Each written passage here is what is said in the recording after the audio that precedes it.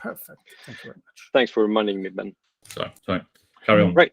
So the first section we have on the agenda here is that we say welcome to everyone. We mentioned that briefly. And if you have any things you want to propose to the agenda, you're fine to do so here at the bottom of the proposed agenda items section here. I think you should have edit rights. If you don't, let's set it up so you have it. It's commenter access, right?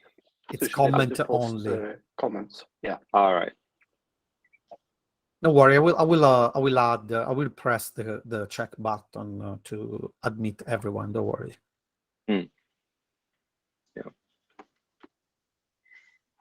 Ben, you can add your attendance down there as well. Bottom. So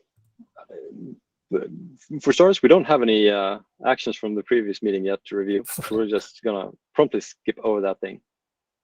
One thing that we usually do is to triage things twice per week as maintainers, just to make sure that we cover everything that comes in. There's a pretty high throughput of stuff, so we have a little script that we use as a helper to make sure to open essentially 1 trillion tabs for everything that has had activity for the last couple of days. And I adapted it slightly to only open tabs based on the catalog label for now, as a quick experiment for this sort of triaging step. So we let's try it, and we're probably going to open source that little script. It's not much to it, but it is helpful, and we use it constantly. So maybe we should offer it for everyone to more easily spin up there. Yeah, if they want to look through what's going on. Oh, nice, lots of names popping in here. So let's look through the issues real quick. Those are actually the tabs up here, and see if there's anything special that you want to bring up. I'll read through them. It's going to be fairly fast, probably. And then we can decide if there's something specific we need to do or discuss about them. One of the interesting ones comes up immediately. There's a PRC with it also has a corresponding issue that talks about refresh entities based on some pre-stored key. And some context there is that we are looking at the beginnings of event-driven updates of the catalog. That was sort of the thing that spawned this. So instead of pulling YAML files only, well, not only, but that as a built-in feature, it could instead react, for example, to webhooks from your providers and instantly update and stop pulling to get rid of the rate limiting issues that some people hit, so on, with larger catalogs. So one of the things that we discussed then was maybe we need some way for entities essentially to be labeled in such a way that an outsider afterwards can say, please refresh everything that has this label. And by label, I mean, for example, then the URL that points to where the entity was stored. So if a webhook event comes in and says that, repo backstage/backstage on path/catalog-info.yaml now has changes or was added or removed, then we can react based on that, because the database then contains these like keys that identify items, entities that are related to these keys. We call them more general keys rather than just URLs, because we think that there might be more types of concepts that you might want to put in these keys, not just the URLs, but you might, if your event stream, for example, only contains repo names, then it might be interesting to have a key saying that this entity originated from this repo. So at least you can like refresh everything that was in this repo when something gets merged there, for example. So it's a bit of a, it's an initial stab at it, and we're going to review it, of course, as usual. Please have a look and see what you think about it. Some context is in the linked issue as well. So give it a look.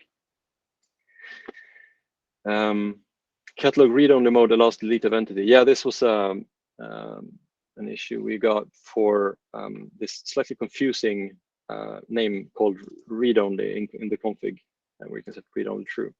So when that one was added to the catalog, we had a bit of discussion about the naming. I think I remember. Like, does this convey what it really means? Like, does it have good semantics? It is a little bit confusing. This is for the registration and unregistration of URLs. Essentially, when you do create in the sidebar and you paste a new URL to something new, that constitutes a write and read in the terms of this flag. However, you can, perhaps surprisingly, then still delete individual entities using a curl call or using the REST API.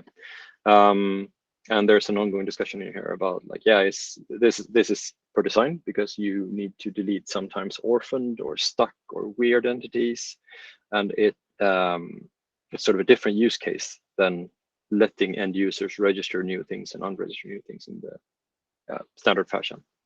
So question from Patrick here, if you want to pitch in on what you think about the behavior should be. Currently leaning towards, like, keep the ability to delete anything as a good safeguard whenever there's something that is out of the ordinary.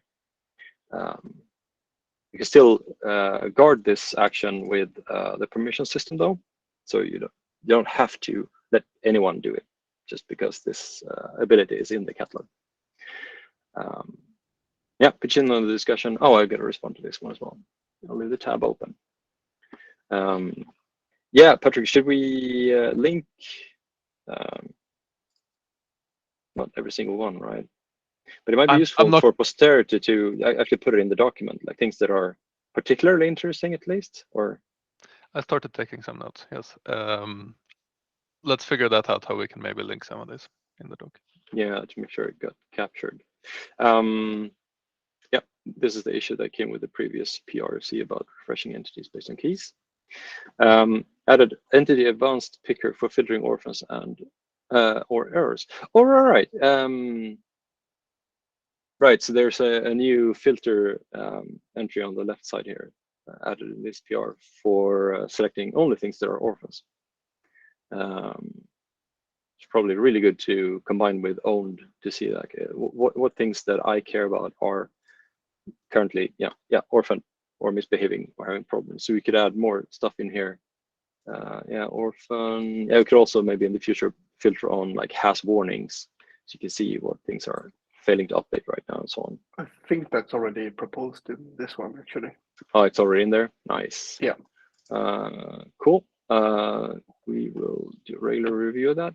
I also realize for transparency, as I go through this, I'm starting to do it just like we do as the goalie role, as we call it. Like, the maintainers usually have a rotating schedule for who focuses the most on doing reviews and so on.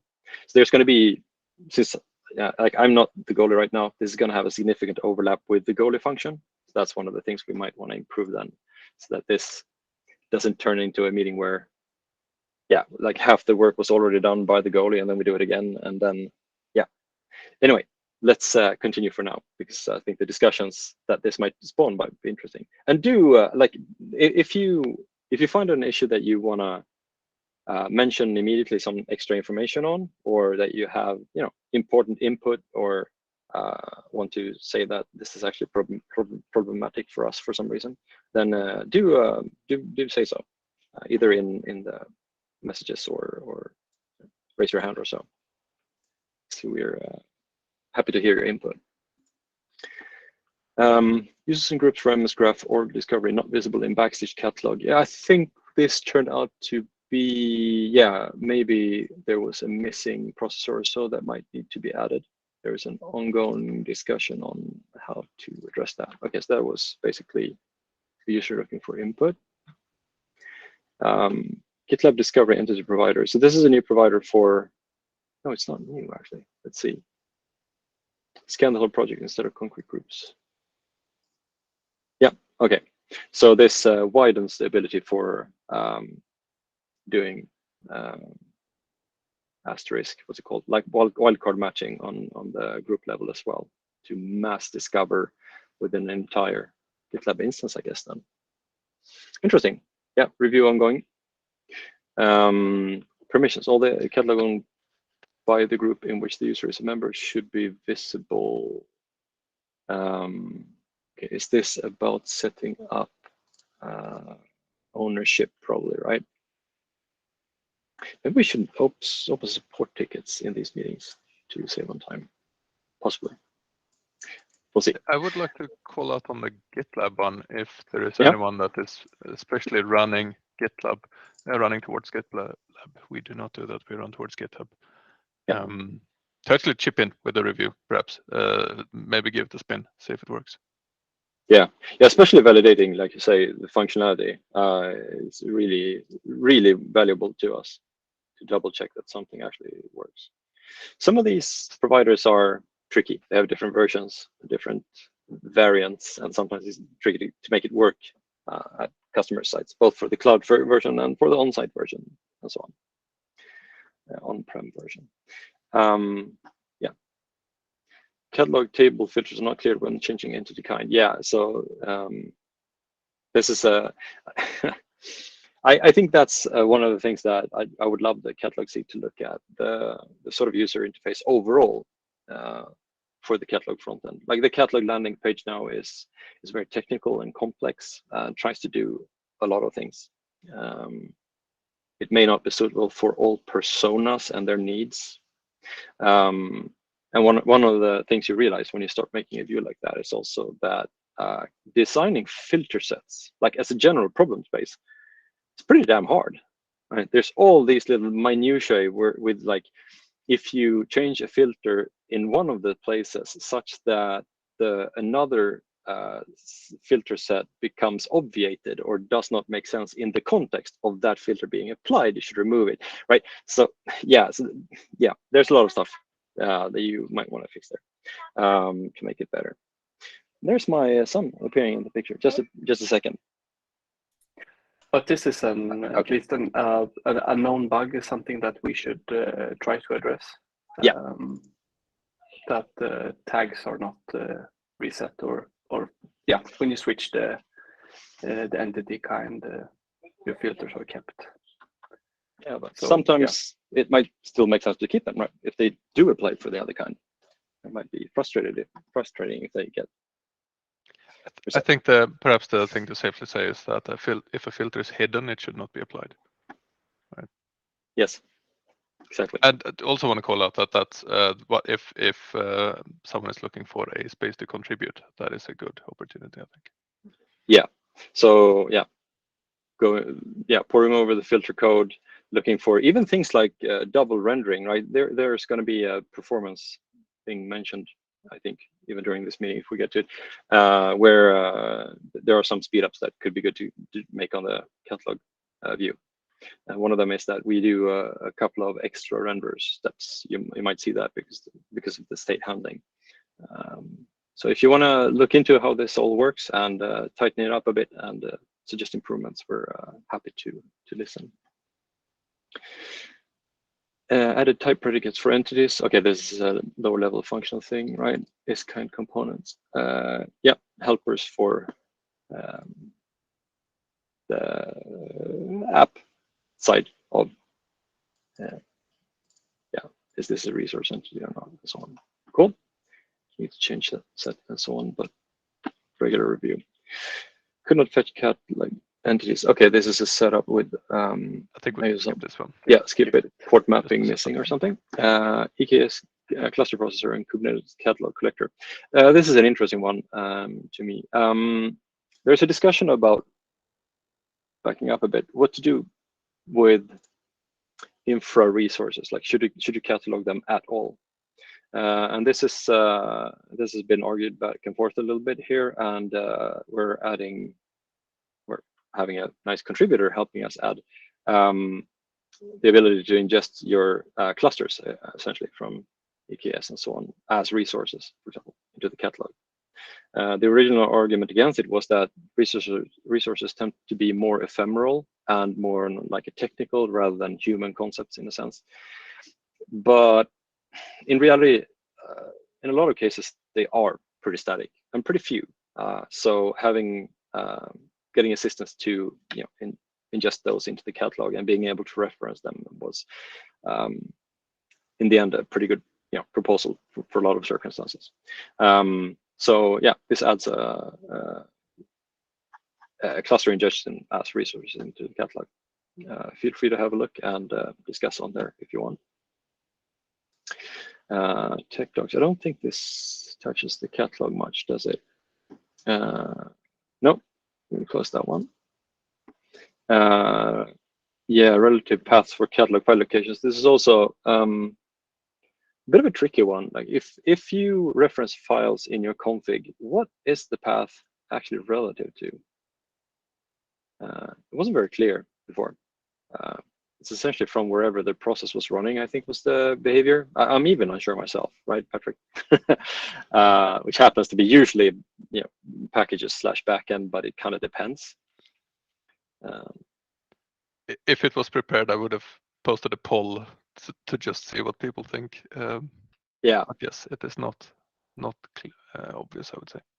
It is not. If people are interested, please take a look. I'm the one who wrote it, and I'm kind of leaning towards maybe having some magic prefix like a $root or something instead of what's proposed. We'll see. But yeah, we do also have the case of people putting plain file paths. We could potentially just straight up forbid relative file paths long term if we can't find a sane way to do it. Yeah, something like that. Indeed. Just an environment variable that might be available. So it has to be an absolute path. Other suggestions are doing it from the project root or doing it from the relative to the config file. That last one might be the best one, but it also introduces complexity into the config system because right now we don't know the location of the config files in the system. Kind of intentionally, right? Yes, and we also have the possibility to add configuration through environment variables and that kind of thing too, and then they can't have a location. So there are some tricky bits to that last one. That's why project root is a lot more simple. Yeah, and maybe that's mentioned in here, but it is complex that it's likely going to be different when you run it locally versus in production as well. So these like relative paths, they rarely kind of make sense. They may add more confusion than they help, possibly. So yeah, entirely forbidding them or doing something drastic like that might even also be an option. Does 11993. Yeah. Does this include relative paths for target locations of like a location entity? No. Okay. Only configuration. Yeah, those are useful though, and at that point we also have the context of where the original, like the parent file, so to speak, existed, and that we probably want to keep. Yeah, allow customization for the full catalog info YAML file in PR. If not, it doesn't exist. Basically the PR template that gets created from the import plugin. I think we want to make that customizable. Yeah. So as a bit of context there as well, this is I'm adding a lot of context. Maybe I hope you can digest it all. The import plugin is one of those places where we hope to make it a little bit better in the future. Essentially, like it works, but it's fairly bare bones, and it has a lot of potential for helping users get bootstrapped easily. So if it were easier for users to just point to their repo that's not just what do we call it, onboarded into the catalog, and it analyzes what's in there, it finds a POM file and it has identifiers in it and like contextual info, and it has maybe code owners, and populates the best complete catalog file for you just without your interaction or with minimal interaction, maybe helping you fill it in, and then you can say, oh, I don't like this owner, I'm going to override it, and then press next. That kind of helpful flow for getting started with your repos would be super nice for especially orgs that are starting up with Backstage and are early on in the journey. So yeah, as far as I know, this is all already customizable by replacing the repo location analyzer or the location analyzer. Yes, the entire But class. it Yeah. could be that it was. I'm not sure if we removed that in catalog 1.10. Yeah. I'm not sure what the front end parts of that looks like, but it used to be that it could return a schema essentially that was to be filled in, right? You can yeah. set a custom repo, set a location analyzer. So you can Yeah. override this with your own logic in the backend. But it is limited to YAML. You cannot like put your own format there if you store your entities in JSON with a custom parser. All right. So I will reply with that information actually. Yes, thank you. And that essentially, this is one of the big areas I think in the user experience where you could make a nice contribution and have a pretty large impact on people's experience with onboarding stuff into the catalog. Essentially, the import functionality, as we call it, the create part where you paste the URL to not just a YAML file but to a repo or a folder, and it tries to be helpful with that. We created a custom registration template and leverage the scaffold replace scaffolding. Yeah. Okay. Essentially, I mean, there might be a little bit of overlap. Thanks, Phil. Where, I mean, the import should be able to do just that you mentioned, right? So there's a little bit of overlap in what they kind of can and will do. But yeah. I think the intention with the import is to onboard rather than create, right? Yeah. Let's see. Add field filters to use entity list backend query. Yeah. Oh, yeah. This also touches on catalog optimization. The catalog currently fetches entire entities. The catalog front end fetches entire entities for display in the table. Some entities are large. And usually, you just show a small subset of the fields in the actual table. So this is a stab at moving towards the ability to fetch just fragments of entities, the select fields that you only care about and are actually going to render, and throw away the rest of the info. Sorry, already at the backend request, so your payload gets smaller. So there's some work on that. Yeah, Marcus. Just out of curiosity, so like the table is also fetching the relationships and all that as well. Yeah. Oh, that's not great. Well, I mean, some fields want to show that info, right? And yeah, there can be a lot of them, but yeah. It would be good if you could, yeah. And that is not filterable, really, is it?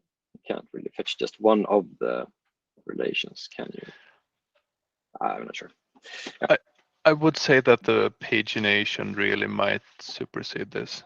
We do have work hopefully going out soon with adding a pagination throughout the entire end-to-end flow of the catalog. Yeah, but that makes this much less critical or much less impactful to filter fields, because then you just fetch maybe 20 at a time anyway, so it's not that much to transfer or process. Yes. Customize the entity context menu in catalog. Yeah, there's some back and forth here about like how do we best deal with this triple dot menu, the kebab menu, as we say, making things hideable or grayable versus I think we went with both for this one. So why not waiting both? for It's an ongoing discussion. I'm spending a little bit too much time here. I want to get into the discussions. I should speed up a bit. Feature, provide error listeners. Yeah, and this was a nice intent, but it was a bit, it was added to an interface we didn't want to expose, right? So I think we lean in the end towards handling errors differently. It used to be that we had a handle error on catalog processors, but it's not there anymore. We want to, as a larger topic, expose errors more nicely out of the catalog, both on entities, like so you more clearly can see what's going on with the individual entity, like why is it not ingesting properly, but also on a larger scale, getting an event bus out, essentially informing the world about when things go wrong and when they go well, like new entity appeared. this entity was not removed, and external systems might want to react to that. So it touches on a much larger topic as well. Initial commit for MySQL support. Oh yeah, this is a big one. Some feedback we've had is that let's not add more support for more databases. It complicates the solution, and it's more maintenance and for not enough value. And that is a fine, stance to have. I'm still on the, I think on the let's add it side, but it's worth a discussion for the SIG, I think, going forward. And if we were going to scale up for more databases, then how do we need to restructure our code to properly do that? Because right now there's a bit too many if statements and stuff within the individual query builders to just deal with micro differences between different engines. Knex doesn't hide all of the complexity for us. Some of it, but like timestamp handling and date-time arithmetic and stuff is not handled at all. So you need to fall down to raw statements, and it's not very pretty. So it does have a cost for sure. Anyway, bigger discussion. Do review and do help out if you care about this. If you also feel strongly that this should absolutely not be done, or do you want focus to be on other engines, like do let us know. But MySQL is being touched on a bit. Sorry, Fabian, just from a product management perspective, and I mean this is a very good example of something that we would like to do more, and why we are doing also these SIGs, because we would like to engage and involve more the community. So if you think that you can commit on supporting something that is also something that we don't directly commit and support, I mean, this is the value of having an open source and community. So this is a good example of something that we think it will be a pretty relevant amount of effort for us. So we are looking forward to find someone that is going to help us in supporting this initiative. Beyond the impact on the product, the way that Fabian was described. Anyway, this is probably only the first of a good example of things that we would like to work together on supporting this kind of things. Sorry, Fabian. Yep. Yeah, no, absolutely. Thank you. OpenAPI ref processor for handling $ref in OpenAPI specs. Also a bigger topic to be had there about what should we do with the drunken sailor. No, what should we do with the specifications for APIs? Like the be or not to be of having the API entity express the entire API interface as well. On the one hand, it's helpful. You can build tools and so on top of that, and it helps the front-end view. It's one way of implementing how the front-end view lets you tinker and explore the actual interface of the API. But on the other hand, it's hard to get the data in properly, especially when you have like multi-part schemas or maybe even binary schemas that you need to sort of transpile into something readable, or they reference each other crisscross. And you have different versions of the APIs. It quickly gets a bit hairy. So I think Patrick mentions even in this ticket that or else elsewhere that maybe we should actually consider removing the schema from the catalog. And instead serving it through a front-end API or so on, like essentially something that can take an entity and given the entity, give me the list of versions and the actual schemas for that API. And then you can fulfill that from an API registry solution that you maybe already have or in any set of bespoke ways, but maybe lifting that off of the catalog itself.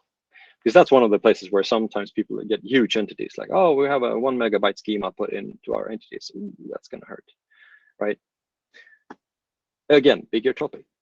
Enable access to default entities catalog. Yeah, this is one of those discussions where we have an sort of internal API that we have hidden as part of the 1.0 release. We moved the entity provider and processor. No, sorry. Not that one. The entities catalog was removed from the public interface. We hid some of the internal implementations, and that led to some people, missing it, having built stuff on it. But the thing about the the catalog engine is that it's still sort of in flux. There are still a lot of things we want to do with it regarding event-drivenness and making stronger guarantees on how the processing works, making optimizations that are really interesting to us, that become a lot harder the more we expose our internals, the more we make things sort of, what's it called, like imperative, right, instead of sort of functional in shape. The harder it gets, the more we get locked down in how we can evolve the catalog internals. So for now, this ticket says we would like to not expose that and suggest some other approaches. Long discussions in here. This might be actually interesting, I think, to someone getting their feet wet with understanding the catalog. There's some philosophical and technical discussion in here that might be interesting to learn some stuff about how we think about stuff with the catalog. Plugin catalog tech link lowercase, not very interesting, I think, for now. Not showing the owned entities in catalog. Also, ownership setup, which is an interesting topic in and of itself. Configure existing components, I think. Oh yeah, this is unrelated. Unrelated, yeah. Yeah. Update just definitely unrelated. Importing conflicting entities should result in error. Yeah, absolutely. I mean, exposing errors properly and clearly, for sure. I do call out when you find these things. Yeah, thanks, Johan. 25 minutes left. Replace suck race, very unrelated, but interesting. Permission aggregation, not for now. Search results not related. Unused, not related. Upgrade yarn 3, also super interesting. But right, that was, yeah, that took a bit longer than I should have spent on it probably. Sorry about that. But let's move ahead to, oh, and I should mention before I leave it, the goal of triaging is eventually to, of course, put stuff in buckets, not just running through them and doing nothing with them from sort of your point of view as being in the meeting. It would be nice if we could end up in a point where we can, in a nice way, assign, of course, labels or even assign people to them, making action items out of it that we feel that we own as a SIG, right? For now, I just skip through it really quickly because we don't have a nice, set of buckets to slap them into, and that's something we have to work on, I guess, going forward. But yeah, as a brief intro to how we could go through this, consider this it. So highlight significant changes or pull requests. I'm actually gonna jump past that because it's a first one, and also I haven't actually, in all honesty, prepared anything from the last release or so to highlight. I think we captured those with the in progress, specifically the refresh keys, probably the bigger one. Yes. So discussion points. I think we can just essentially move through these from top to bottom. We can look through them. Oh, that's the notes. Did you move down the topics? No, they're no, not yet. If we move one by one, we can also have the queue of the things that we won't be able to face in this meeting, if it makes sense for everyone, of course. Yeah, if the note taker is fine with doing a bit of shuffling in real time, absolutely, that makes sense. Yeah, and we usually want to time box these. We should have time boxed me instead, to have a quick chat about each topic, and then we can make a quick round of votes. Like, should we continue when the timer rings? Essentially, are we done? Can we go to actions, or should we go to the next topic and so on? I'll just start a 5-minute timer just because I'm used to doing it that way, and then we'll see how it goes. Essentially. So, do we have Mark Avery here to talk about this topic? Yeah, I'm here. Want to present it real quick? Yeah. So like I brought up two. One was the first one where, like, I don't know, there's just some large upgrades like the material UI, the React. I mean, might not be quite as large, but also the React router. We're currently on that beta version. And so there's some like API idiosyncrasies between the beta version and like the official V6 version. I think I just realized that material table is like up to, it's like 2 versions ahead now. internally I resolve it up to 4, and I tried resolving up to 5, but there's some API changes. So for that also. So I was just trying to think of like some different ways, especially with the Material UI upgrade to the V5. There's like some definite changes in some of those APIs, and that's like a large footprint, especially a lot of people that have kind of customized their own, and trying to have both live simultaneously or write some kind of like binder that bridges the gap is kind of a tricky problem. But something that like the longer we wait, the more it takes. But that could be something that could be good for like the community to kind of like pick up and help out, since it's going to like impact a lot of their instances also. Right. Yeah. So we definitely feel that as well. Like we want to be on a reasonable pace of updates to our dependencies, especially those that face the public surface, right? Which you call out properly, is among those is MUI and Material Table and React Router, and those are all on our radar. MUI 5 is pretty tricky, but we've made some headway over the last actually year or more, I think, like isolating core components out of the core API, for example, making sure the theme is isolated and so on. So there's some movement. Now, this quarter, we're actually looking at trying to more clearly look at these specific ones that you mentioned to try to maybe fix them, maybe get going. Yeah. There's some trickiness, and you mentioned community contributions there. Absolutely. I mean, the tricky, I keep saying tricky. The thing about these updates is that they touch both deep in the core and up in public interfaces, and it can be, it's one of those that are harder to delegate outside of the core team. We really that's what I was wondering if, and we love contributions. It's just that it's essentially on our plate to delegate somehow, and we haven't. Yeah, we're not very well set up yet to do so. Yeah, like especially with the Material UI stuff, like I don't know. I was just wondering, is it possible to come up with some kind of solution where, I mean, I don't know if one has been, what the different solutions that all have been proposed yet, but with something that could be like, oh, here's this kind of like, I don't know, binder obfuscation package or something like that, or some kind of way to kind of like start migrating stuff over and chunk it up. Then you could get maybe some contributions, I was thinking, from the community, where it's like, oh, we can take this one package and kind of go, plugin by plugin and start kind of like helping that process, if that was possible. Just rather starting with React Router, we did have actually someone from the community chip in and help do an initial investigation, basically. That helped us see that it was an extremely tricky migration.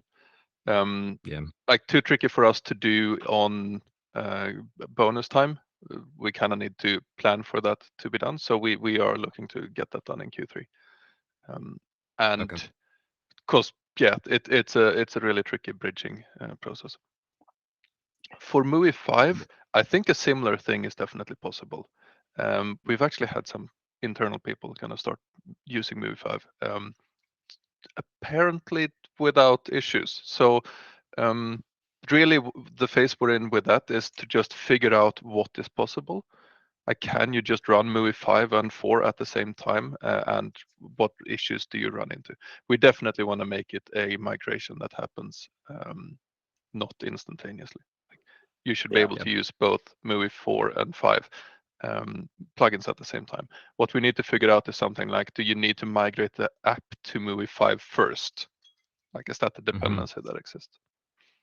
Any kind of investigation towards that would be very helpful. Okay. Yeah, exactly. If someone even just plain import, draw some components, maybe it explodes, maybe it doesn't. Like, all input is essentially useful. Maybe if you find specifics as well, like for example, the theming breaks, like the colors are off in this specific way, then that's also good input. We'll just put it in our notes and take that into account. And yeah, like you say, we probably, these cannot be big bang migrations. We need to have some kind of strategy where we usually can step by step adopt it and move over. Material table in itself might be easier to migrate to look at, and I think. Yeah, hopefully. we're using 4 internally. I think they just came out with a V5, and there was some API changes that broke. Like the table export kind of has changed a little bit, and the like options for pagination, stuff like that, changed a little bit. I didn't look that much into it. So I think that's one that we could like create an issue for, or like anyone, and we can start tracking and like ticking off, chipping away. Okay. Yeah, especially if Okay. the first major is easier than the second one, then we can maybe do it in 2 steps. If there's little or no cost on the adopters, maybe it can be more a behind the scenes update first, just to get bug fixes and possibility for the future. Yep. General thing to just point out as well is that this is not entirely related to the catalog, arguably, but I think that's completely fine, and it is really going to help us perhaps guide like what other SIGs should we be creating. Yeah. The table might be interesting for pagination and so on, but yeah, it's a little bit on the fringes, I guess. Yeah, it was just timer. Yeah. different packages that were. Yeah, and thanks for calling it out. Absolutely. So the timer rang. Are you content for now? We actually have a Q3 sort of goal to start chipping away at them, and I think okay. for now I'm content. Yeah, cool. Do bring it up though, and if you have more input, just let us know on Discord or so. Yeah. The next one as well is yours. Table performance improvements. Is that the next one was. Yeah. No, it's a little bit different. We're like, I got some time to kind of like isolate the problem a few like 2 months ago, but then some other stuff, and I had to get pulled off to some other things. But there's some definite points where the like you mentioned, especially when you go from like large data sets to small data sets, you get that kind of like pause in rendering that can take up to like seconds sometimes, depending on the sizes. There's some things that I was messing around with that got it to be fast. I think it might have been some of the actions, taking out some of the actions. I forget, it's been a while. Or some of the filters. But I was going to re-look at that sometime. But you brought it up a little bit when you're going through the different subjects about like rethinking the catalog filtering system and stuff like that as a whole. Also, so it's something that's on. Sounds like it's on your mind, but. Yeah, so the pagination is one of the absolute biggest parts there, right? I mean, a lot of these pauses are because there's a huge fetch and a huge JSON decode and a huge batch of work sent off to React, basically. I mean, the filters and so on, they can absolutely be improved in terms of making it 1 batch instead of 5 batches of unnecessary renders and so on. And part of that problem is actually inside React table. I'm pretty sure that it's not super efficient always in how it handles renders, but let's not get into details too much. But if we can get some work on the pagination, I think a lot of these issues will be so alleviated that we get a bit of breathing room to do the other stuff in the form of rewrites and updates. Now, regarding pagination, the backend does have a certain level of support for it. You can paginate through things. It's not properly cursor based, for example. It can skip entities, but it's probably good enough for front-end use, except you have the thing where filters are sometimes client side. Currently, the favorites are, for example, if they're starred or not. So and also if you're allowed to use sorting, clicking on column headers to change sorting and so on, that's not something that backend supports yet. So it's so easy to get into situations where you have to do the entire fetch anyway and do client-side pagination, and then you've lost a lot of the benefit. Not all of it. You get the full network fetch, but on the other hand, you get the faster renders. So might be worth doing that anyway, maybe even detecting that, okay, I'm in the fast path. Now I can do the server-side pagination, but then someone turns on some sorting or a filter that's not compatible, then, oh, well, let's go to the slow path. So there's still work there that we would love to get help with going. If you want to look into pagination, hook us up, or anyone. Yeah. Sorry. Well, Yep. we do have Vincenzo from internal. It's someone in a sister squad that has been looking at this for some time, right? Yeah, but And is rolling out a solution for it, really. oh, is Although it? it's taking time. Is he actively still working on it? Oh, sorry. No, this is funny. Do you know why? Because I'm aware there is another team internally that is planning to work this in Q3, and I'm calling out Michael Blocky. So maybe we should coordinate a little bit also. Yeah. On this. It's a good point. I mean, it's a huge gap. I mean, it's something to improve, not a huge gap. Note taker, please mention focus on collaboration and getting a ticket up to see. To tag the right people in it and make sure that everybody sees, okay, this is the work ticket for it, and see if it's a good point. Yeah, so everyone is aware of each other. And I think there's also some, I'm going to be looking into it in the next couple of weeks, but some front end optimizations that we could make also to help with that render. Yes, absolutely. Re-renders, maybe something needs to be memoized somewhere and so on. Yes. And maybe sure. some of We that can should go make with sure the that you get in touch material with table upgrade. Vincenzo, Mark. Okay.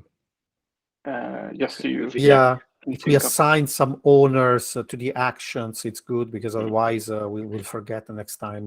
Not forget, but I mean, yes, I'm happy to take actions, of course. Yeah, makes sense.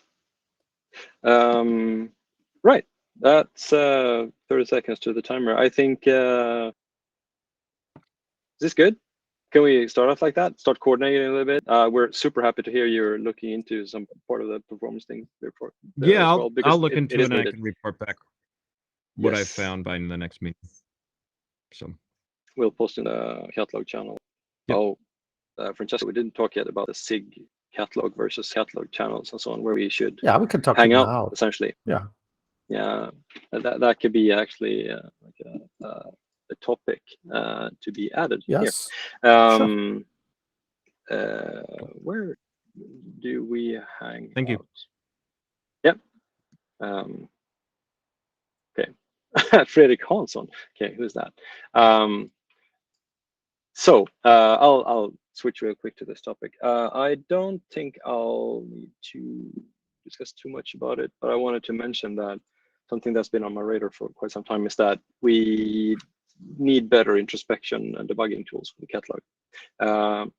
Part of it is just the overall surfacing of errors, sort of the regular flow of things. I have a typo in my YAML file, or I try to register something and it says there's a conflict, but with what is there a conflict and why? You know, that kind of thing. Just understanding the ongoings.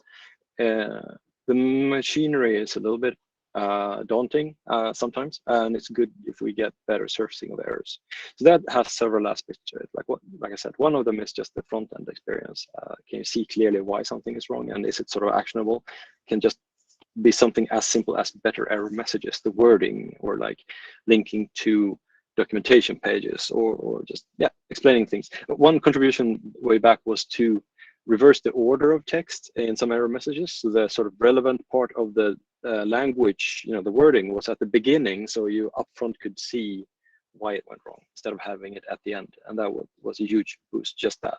So yeah, that's one aspect of it, just the presentation of errors. But the other one is we probably need more low-end, low-level tools, sorry. There are some corner cases where maybe you've written a custom entity provider and it shoots data into the catalog and it actually never validates for some reason. So it ends up in this refresh state table, as it's called, the early input phase of things. But then the processing loop picks it up and it never makes it past that. That means that you have sort of an entry blocked off in the catalog, but you can't see it on the API because it never reached the final state. And that's one of those places where people actually, I think, have to, I don't think there's any way around it, have to look into the catalog database and remove a row. That should never essentially happen. So I think there was some ticket we looked at where there was some work around finding orphaned entities. You could do the same thing probably for entities that are in some kind of an error state, but maybe even some even lower level thing where you can sort of tap into the refresh state as a very fallback thing. Like just see what entities are there that are fundamentally broken, or you can see parent-child relationships more clearly in there to understand how they relate to each other. We have a little bit of that for individual entities. We can go to an entity view, and in the 3 dots menu, you have inspect entity, I think it's called, where you can sort of debug the shape of the entity and see annotations and relations and so on. It would be good to have that on a table form, seeing it for, everything you own or everything in a repo. I ingested this repo. Why do I see 2 out of 3 entities? Kind of hard to understand today, because the error might be on the location entity instead of your YAML files and so on. Related. I was going to say it might be hard to build a straight up UI for it from the start, but perhaps we could have some kind of CLI for the integrator admin to use for these use cases to give some sort of introspection. Yeah, a debug plugin. Yeah, this is the same topic brought up by Andre. Yes. Yeah, so 9737 has some discussion on that as well, that topic, as linked in the messages here. Yeah, I don't think that I have any sort of distinct action points on it. I just wanted to highlight that there is a need, and we acknowledge that, and ideas are welcome. If you want to pitch in on that particular issue, I think that would be a fairly good place, actually. Yeah. And before we were supposed to have an open floor at the end. I can say that we are so close to the end now that I wanted to just squeeze in this last topic, and then we can have the open floor essentially in the place where we hang out. Now, we have a catalog. We have a grouping called plugins, I think, and on Discord, and under there's a catalog channel. And we wanted people to be able to reach out and have essentially support. It's a way of fielding support, right? People can ask questions, and maybe knowledgeable people or people that are interested in the catalog hang out there. Should we keep that as the forum where the sort of SIG people also gather? Essentially, do we separate? Do we want an in-group that is just us, so to speak, or those that are very interested in the lower level core development and want to discuss deep tech details, versus the more open, here's where the general public can come in with a large amount of questions? Do we want to keep those 2 discussions separate, or is it fine if we start with just #catalog, and then we see if we feel that, oh, this is actually a bit hard to keep, for example, deeper architecture discussions in here? Do we want to have a separate channel for tech versus support? Any ideas? Any input on structuring? I would think to have more of one channel for both. It kind of gives a little bit of that kind of like quote unquote open office kind of feel, where some other people might come in where they might not have normally seen it or might not have gone into the one. If people are more kind of wanting, kind of lower level general questions, maybe you could kind of highlight that that's what like the support and the general ones are for, and then if people ask kind of more technical questions, direct them to like kind of the more topic channels, and answer there potentially. But I think especially with the activity of those channels already, like they're not super active, they're like in a nice kind of range, and so I think to like split off some of that, and you kind of would lose some of that activity by dividing it in between multiple channels. I agree. I think it's kind of interesting. I think like maybe we've discussed this internally a little bit around the support channel, and maybe there is a state when we break apart the support channel, and we've got different channels for different parts of area of support. I think it would be great to have more people in those channels, like especially people that are from SIGs or whatever, being able to give support and help out with questions and whatever, and help us out, I guess, as maintainers, because we get an absolute ton of support requests and stuff like that. So I'm full up for breaking apart and maybe having some more specialized channels, I guess, for maybe SIG discussions and stuff. But I also don't want to drive people away from the catalog channel, because the community aspect and like getting everybody together and helping out and doing support and stuff really does shine through when people are in there. I still think you have a point also, Mark, about the open office feeling of it, that as long as the volume is small enough, could it be okay to start out like that and then break off if it becomes so noisy that people feel that they zone out of the catalog channel because it's just hard to keep up, or it just becomes, you know, so much stuff in there that it's hard to focus the tech discussions. But if we use threads, and if we call out, maybe even if we start getting very, very specific focused members of the SIG that want to do drive specific work, we can tag each other, you know, and stuff like that. Maybe it's fine to Yeah, I'm start not out sure how like that. Discord works with like topic channels, but you can have like long-lived threads that can kind of work a little bit like that. I think the timeout now is, what is it, a week for threads, or is it more? They auto archive it for a while. Do we? Yeah, I think for us as maintainers, it's more about, we need to sort of help get focus. It really is about that, because the full transparency, like there's so much going on that it's hard to. We're a little bit spread thin, right? So it's easy if we can get this more clarity about, okay, this work happens here, this happens there, and then we can help, in a more concerted way, and getting help responding to questions as well. So should we discontinue the conversation next week? So next time is not mandatory to take this decision now, but again, it's a good conversation. What do you think, guys?